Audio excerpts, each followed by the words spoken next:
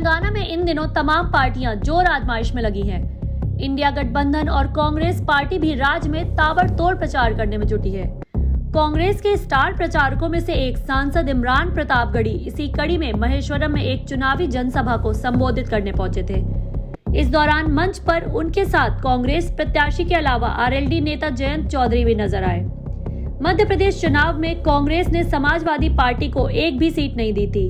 MP चुनाव में seat बंटवारे को लेकर इंडिया गठबंधन के दो प्रमुख दलों के रिश्तों में आई तल्खी अब शह-मात के खेल का रूप लेती नजर आ रही है।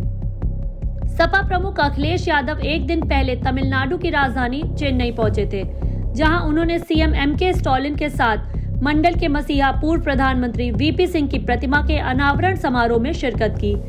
अखिलेश यादव चेन्नई में थे तो राष्ट्रीय लोक दल के प्रमुख जयंत चौधरी तेलंगाना की राजधानी हैदराबाद पहुंच गए।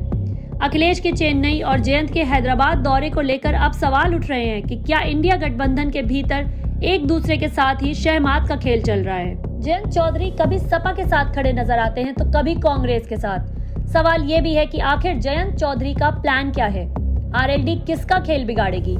मध्य प्रदेश चुनाव में कांग्रेस के साथ सपा के रिश्ते तल्ख हुए, तब जयंत अखिलेश के साथ खड़े नजर आए थे। अब जयंत अखिलेश से कहीं ज्यादा कांग्रेस के नजदीक दिख रहे हैं। जब एमके स्टालिन ने कांग्रेस को छोड़कर अखिलेश यादव को पूर्व पीएम वीपी सिंह की प्रतिमा के अनावरण में मुख्य अतिथि के तौर पर आमंत्रित किया तो कांग्रेस कहां पीछे रहने वाली थी। कांग्रेस ने तेलंगाना में चुनाव प्रचार के लिए जयंत चौधरी को उतार दिया।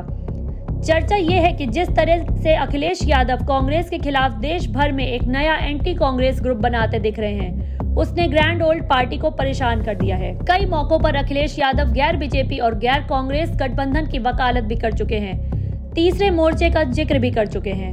5 राज्यों के विधानसभा चुनाव में अखिलेश ने जिस तरीके से अपनी लाइन अलग ले रखी है और चुनाव के दौरान ही कभी बीआरएस प्रमुख चंद्रशेखर राव से मिलने हैदराबाद पहुंच जाते हैं तो कभी स्टालिन के बुलावे पर चेन्नई पहुंच जाते हैं। इसे इस बात का संकेत माना जा रहा है कि अखिलेश इंडिया गठबंधन के भीतर एक नया फ्रेशर ग्रुप तैयार करने का प्रयास कर रहे हैं। कांग्रेस को भी ये रास नहीं आ रहा है।